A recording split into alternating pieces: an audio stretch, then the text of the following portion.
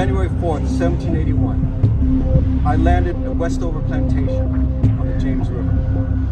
I took up residence in the main house, while my army encamps at the plantation.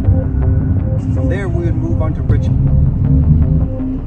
A few hundred local militia assembled along the hill that is now called Chimborazo, but there was no contest. They fled before the king's troops.